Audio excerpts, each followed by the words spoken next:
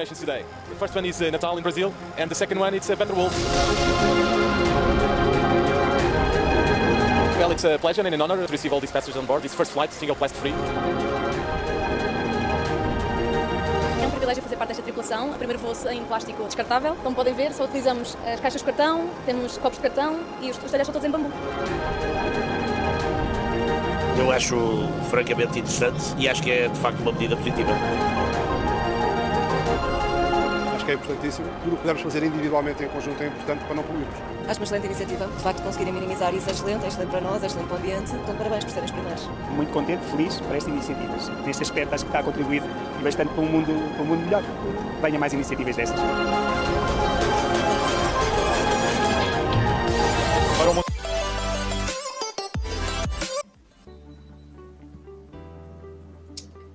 Good morning, everyone. Standing here safe and sound, your presenter for today. I'm Miss Najiha, binti Ismail from PICMP TESOL 1, June intake 2021. Alright, as you can see from the previous videos, plastic, and plastic. As plastic continues to plug the planet, large organizations are trying to reduce single use of plastic every single day. But are efforts doing their bit? I guess we'll never know.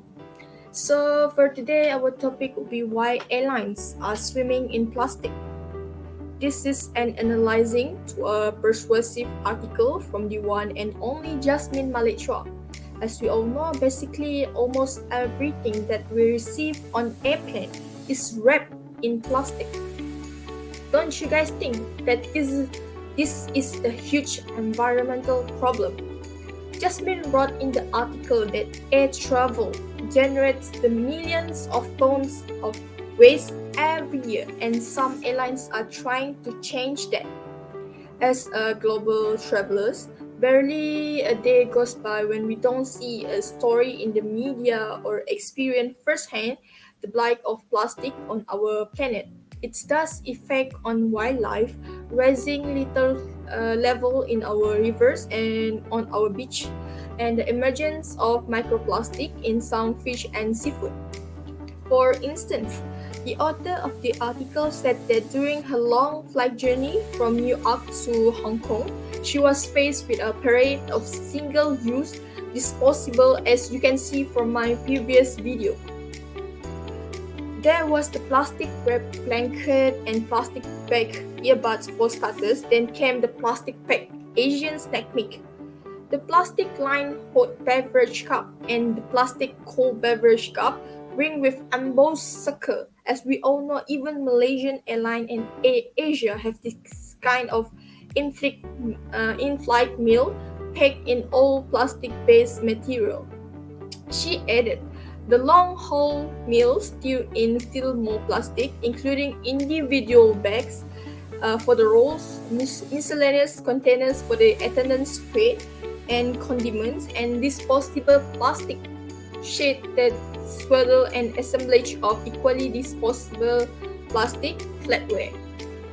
However, for a mid-flight snack, she was handed a plastic-wrapped cheese sandwich along with a packet of M&M's chocolate and a paper napkin into a larger plastic bag. A flight attendant insists on pushing half-size bottles of Dasani, which is also made of plastic, partially sourced from plants. While the aviation industry is often pilloried for pumping up Arctic melting carbon emission into the atmosphere, single-use plastic growing scourge on the planet. Only 9% of plastic waste is recycled. However, the bulk of it, whether poured into landfills or drifting as litter above ground, frequently ends up in the ocean, or the final scene, where it remains forever. That whales wash ashore regularly carry inside them the instruments of our convenience. However, microplastic, the result of mismanaged plastic waste, tumble into smaller pieces by the actions of waves, sediments, or the sun, have infiltrated the loneliest reach of the planet, the stomachs of deep sea, creatures, and even the human gut. The purpose of this article were made to question why airlines are full with plastic, even though we all know that what airline does was flying people, flying things. After all, an airline's basic function is to transport passengers from their luggage from one point to another, be it from Malaysia to Hong Kong, from Germany to New York, from Vietnam to Labuan Bajo. Almost everywhere we go, we need an airplane, right? Alright. The next one is target audience. Target audience means a targeted group at which a full text or research is aimed. In this article written by the traveler itself, the target audience would be the global citizen, especially the one who loves to fly, be it for traveling purpose, education purpose, or corporate purpose. The author tried to convince to the reader that all throughout our process of flying everywhere, we are actually dealing with a very big problem, which is affecting the environment, which is why airlines use so much single-use plastic and how some have gone about reducing the amount they use. Style. Next, in order to figure out the writer's style of writing, I did a few full reading on the original article and analyzed it thoroughly, word by word. Styles in writing are created deliberately by the author to convey a specific mood or effect. In this article, Word of Reading, the author started the masterpiece by giving a proof that everything that we receive on the airplane is in plastic. This shows when she started the article by writing a few paragraphs about her flying experience, how she highlighted that everything the airplanes provides are all plastic material. We all know that this article is persuasive. The author diligently created a bombastic, intriguing, and meaningful topic and a few such paragraphs to convince the audience of her position. In these cases, we can clearly know that the article itself is persuasive based on how the author diligently organized his point. She also included his opinions and bias, including the data to strengthen his point. Stance. The next one, we'll be moving on to the stand. Based on her writing about airlines' problem with plastic, she is actually trying to prove that she is against the idea of some airlines having a microplastic or a single-use plastic item. As she mentioned in her article, microplastic is the result of a mismanaged plastic waste tumbled into smaller pieces by the actions of waves, sediments, or the sun, and it have infiltrated the loneliest reach of the planet. Okay. Based on Purdue Online Writing Lab College of Liberal Arts, stand can be defined as the attitude that the writer has towards the topic of his or her message. The stance that she takes will greatly determine the tone of the message and the word he or she chooses. For example, in this article, I can notice how the authors is in the following example provide her own experience, proof, and data to strengthen her stand. For instance, she is not just talking about how a single-use plastic item has affected the airlines industry, but she is also connecting the point with climate change. From her way of writing, I can see how much she is trying to prove her stand on the topic. At the end of the article, she even ended with a powerful sentence that add in a fire to highlight his personal stand. Her last sentence is, think of how many flights there are and how many people there are on those flights. it all starts to add up. Her impression of the topic are very clear and it is reflected in the stance that he took. The next one, we are moving on to the main argument. Right. Why the author said that airlines are swimming in plastic. Cheap and ubiquitous plastic serve as a practical function.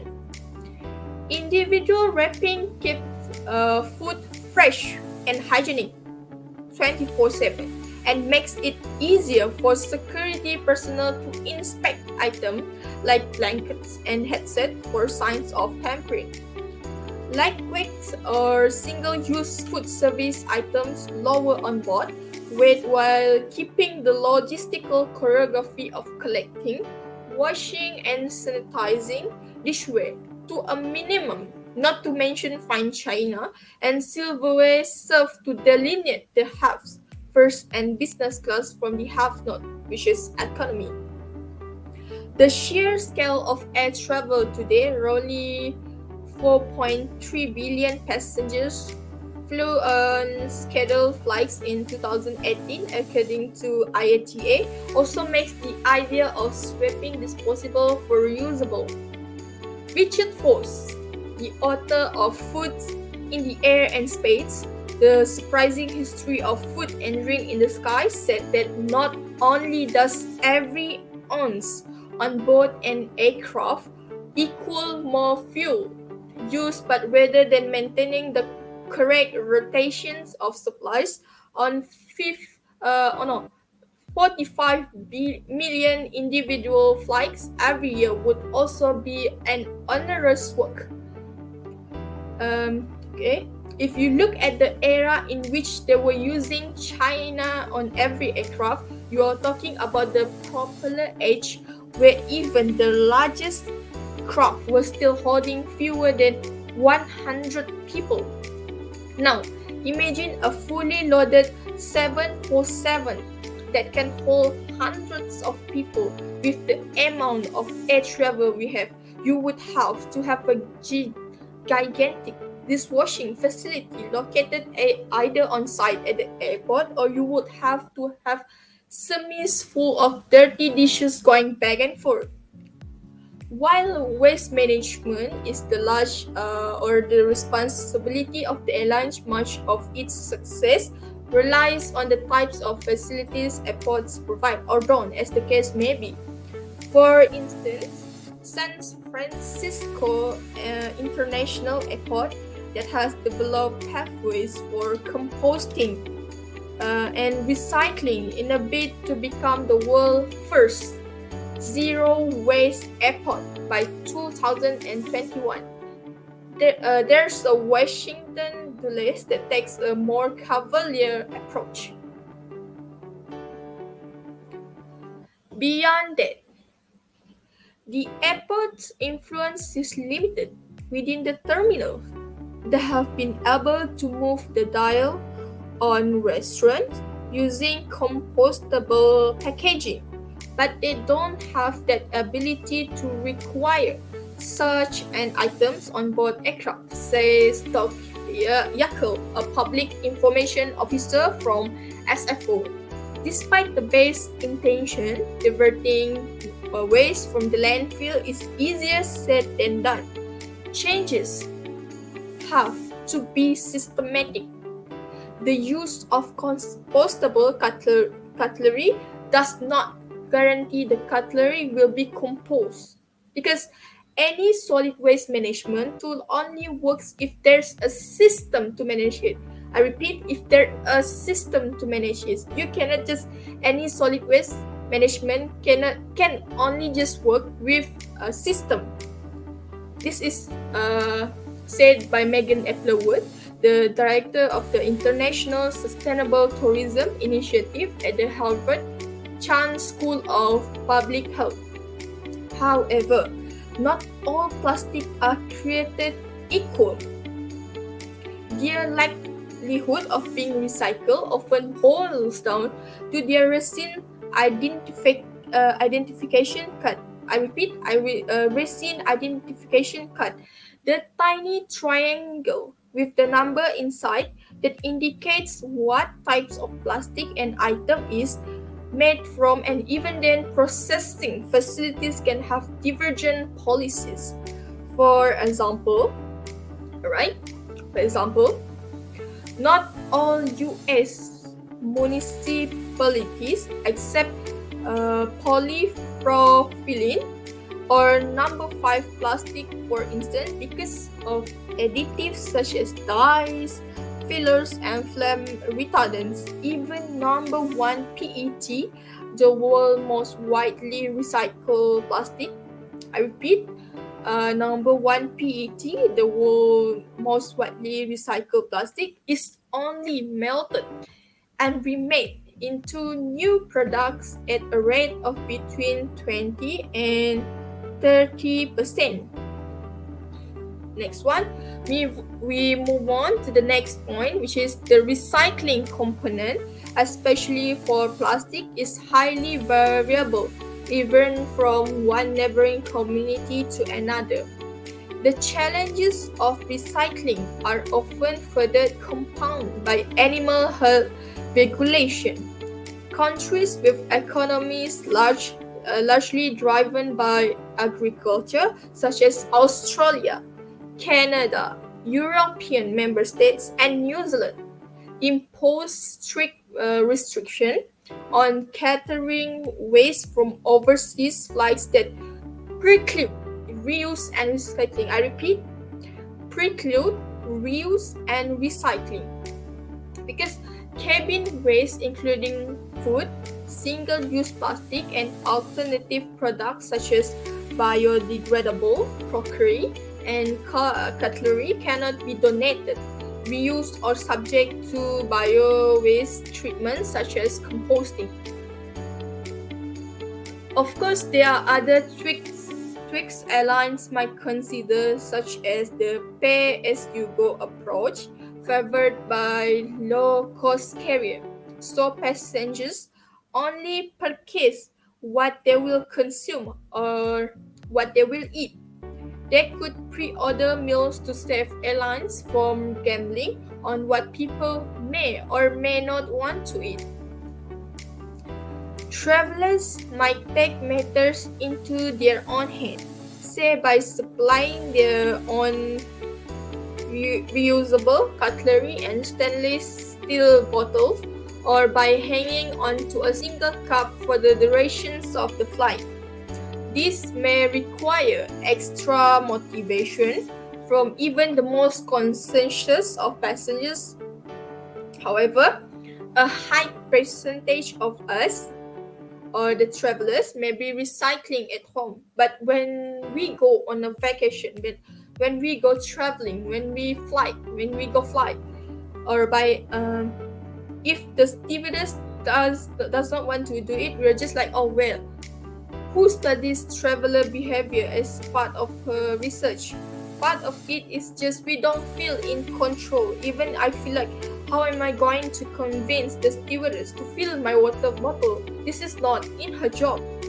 This is said by Applewood, who studies the traveler behavior as part of her research.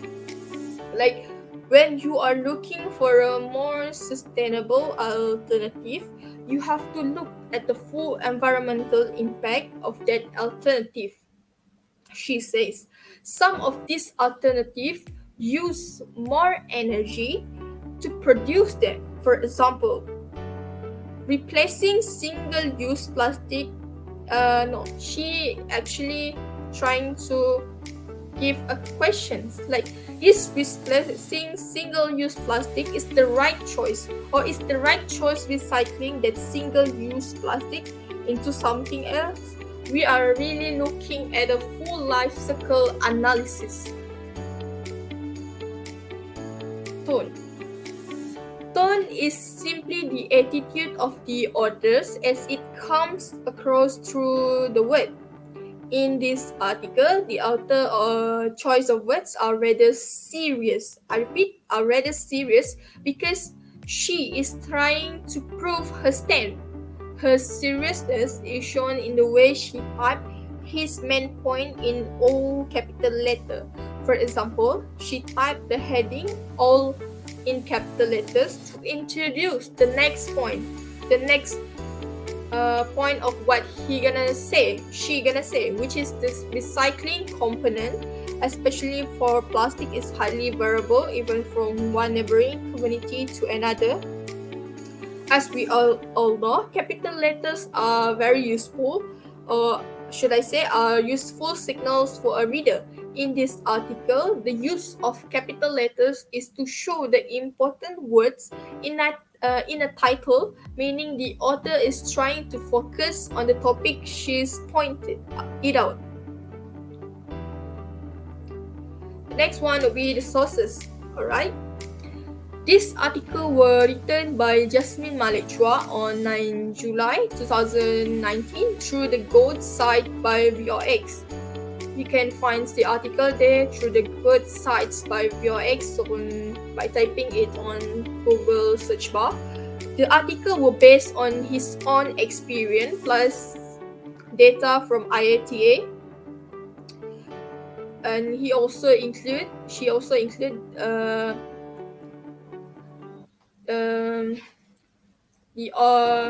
statement from the author of Food in the Air and Space, The Surprising History of Food and Drink in the Skies, and Lawrence Berkeley National Laboratory.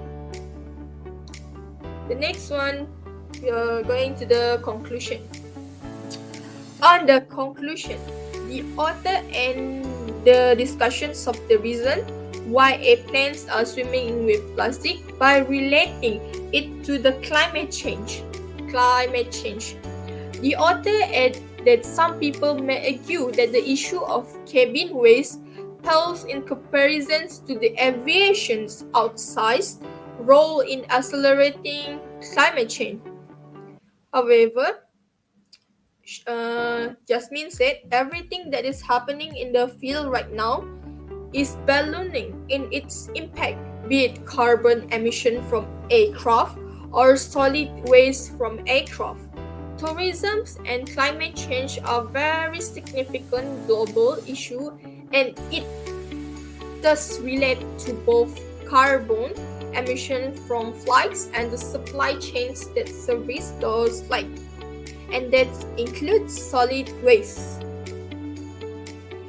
In the conclusion part of the article, Hoover also agrees with her statement on it's easy to say, well, look, there's one plastic fork here on an airplane. How does that add up to the staggering amounts of fossil fuels that the airlines consume as they are going from place to place? On the other hand, it's not just one plastic fork. It's not just one plastic fork or just one plastic cup.